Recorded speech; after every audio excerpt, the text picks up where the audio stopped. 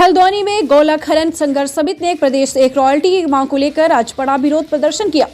सैकड़ों की संख्या में खनन कारोबारी जुलूस निकालकर जिलाधिकारी कैंप कार्यालय पहुंचे, जहां उन्होंने धरना देकर विरोध जताया।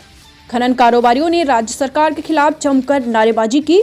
विधायक सुमित हृदेश ने भी खनन कारोबारियों को अपना समर्थन दिया। खनन कारोबारियों की मांग है कि राज्य में समान रूप से एक रॉयल्टी होना चाहिए, जिससे कि खनन कारोबार चल सके। खनन कारोबारियों ने जिलाधिकारी के माध्यम से मुख्यमंत्री को ज्ञापन भी भेजा। पिछले 3 महीने से एक प्रदेश एक रॉयल्टी सहित 7 सूत्री मांग को लेकर खनन स्वामी हड़ताल पर हैं, जिससे सरकार को रोजाना करोड़ रुपए के राजस्व का नुकसान रहा है। बावजूद इसके सरकार गंभीर नहीं है। वाहन स्वामियों का कहना है कि सरकार ने जल्द एक समान रॉयल्टी नहीं की तो वो लोग मुख्यमंत्री और मंत्रियों के आवास का घेराव करेंगे। गौरतलब है कि गोला और नंधौर नदी में 10,000 वाहन और 15 से 20,000 मजदूर खनन का काम करते हैं, जिससे सरकार को भी करोड़ रुपए का राजस्व मिलता है और बाजारों की अर्थव्यवस्था भी खनन कारोबार पर ही टिकी रहती है। लेकिन पिछले 3 महीने से सैकड़ों लोग बेरोजगार हैं। देखिए, सरकार की जो गलत खनन नीति है, एक राज्य में कई टाइप की रॉयल्टियाँ हैं, कहीं 7 रुपये की रॉयल्टी है, कहीं 19 रुपये की रॉयल्टी है। और गोला और नंदौर जो नंबर 1 का काम करती है, वहाँ जो है 30 रुपये, 31 रुपये 50 पैसे की रॉयल्टी है। इन रॉयल्टियों की विषमता को देखकर हमने जो है इस बार गाड़ियाँ नहीं निकाली हैं। और उसके साथ साथ परिवहन विभाग के इतने सारे नियम हम पर थोप दिए हैं। जहाँ पर 1400 रुपये की फिटनेस होती थी, आज वहाँ 18,000 की फिटनेस हो रही है। जीपीएस जो है ज़बरदस्ती मुद्दा हम पर ठोका जा रहा है। ये तमाम जो समस्याएं हैं उनको हम वाहन मालिक बर्दाश्त नहीं कर पा रहे हैं। हमारे जो है बजट से वो बाहर है, इसलिए हम जो है इस धरने में बैठे हैं। कब तक हड़ताल जारी रहेगी? देखिए, हड़ताल एक किसान आंदोलन है, मैंने पहले ही कह दिया।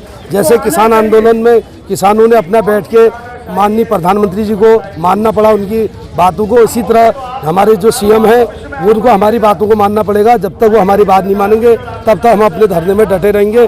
और हो सके अगर आज की बात इनके ध्यान में नहीं रही तो हम इनके घर का घेराव करेंगे खटीमा जाके। तब भी नहीं मानेंगे तो हम इनका जो है सीएम आवास का घेराव करेंगे। ये हमारे आगे के कार्यक्रम है। कम से कम 5 करोड़ रुपए रोज का राजस्व का नुकसान हो रहा है, क्योंकि नंदौर है, कोसी है, दापका है, गोला है, जिससे सरकार को करोड़ों रुपए का रोज का राजस्व मिलता है। गाड़ियां चल रही होती तो टैक्स मिलता, फिटनेस के पैसे मिलते, इंश्योरेंस के पैसे मिलते। लेकिन क्या कहते हैं, सरकार का इस बातों में ध्यान नहीं है। सरकार का तो सिर्फ एक कामों में ध्यान है, समतलीकरण, पट्टे, रिवर ट्रेनिंग, अवैध खनन, जिसमें कमाई होगी सरकार की। ये पैसा सीधे राजस्व में जाता है, तो इसलिए इसमें जो है कोई काम नहीं हो रहा। नहीं तो हमारी गोला आज खुले हुए अक्टूबर, नवंबर, दिसंबर 3 महीने हो गए होते। कम से कम 5 करोड़ रुपए रोज का सरकार को नुकसान है। अब एक तरफ तो सरकार ने रॉयल्टी 32 रुपये करी है, और जो खनन के पट्टे, किसी की खनन की रॉयल्टी 9 रुपये है, किसी की 14 रुपये है। आदमी बेसमेंट खोद रहा है, उसकी रॉयल्टी तुम्हारी 8 रुपये है, और वो बेसमेंट और उसका माल भी सारा क्रेशरों में ही जाता है। जब क्रेशरों को माल सस्ता मिल जा रहा है, मेरे ख्याल से ये गाड़ी का भाड़ा लगा के 30 रुपये कुंटल पड़ता है। गोला नदी का माल पड़ता है क्रेशर वालों को 70 रुपये, 65 रुपये, तो माल काहे को लेंगे? इसलिए सरकार के बहुत ही राजस्व का बहुत नुकसान हो रहा है। तो हमारी यही मांग है कि सरकार के जल्दी जल्दी अपना मांगों को पूरी करें। नहीं, जिस प्रकार से देखिए समतलीकरण की जो फाइल्स हैं वहाँ पे रॉयल्टी 7 रुपये ले रही है सरकार, पट्टों पे 19 ले रही है। गोला जो सबसे बड़ा अधिकृत राजस्व देती है पूरे प्रदेश में, वहाँ पे 31 रुपये 50 पैसे। तो एक प्रदेश एक रॉयल्टी का जो नारा है वो सही तो है। आखिरकार ज़बरदस्ती गोला के व्यापार को नष्ट करने की जो साजिश है, साजिश को हम लोग सफल नहीं होने देंगे, क्योंकि गोला हल्द्वानी की अर्थव्यवस्था से जुड़ी हुई सबसे महत्वपूर्ण कड़ी है। और हल्द्वानी आर्थिक राजधानी है पूरे कुमाऊं की। और अगर हल्द्वानी की मार्केट चौपट होती है, इसका मतलब यह है कि गोला चौपट हो चुकी है, और गोला को चौपट करने हम नहीं देंगे, तो इसलिए लड़ाई जारी रहेगी।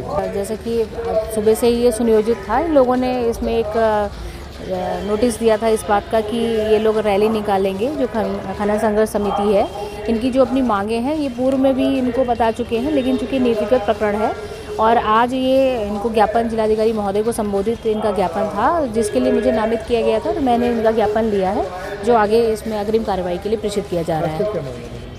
इन लोगों की मांग रॉयल्टी को लेकर है विशेष रूप से, और चूँकि नीतिगत प्रकरण है तो उसको आगे प्रेषित कर दिया गया है।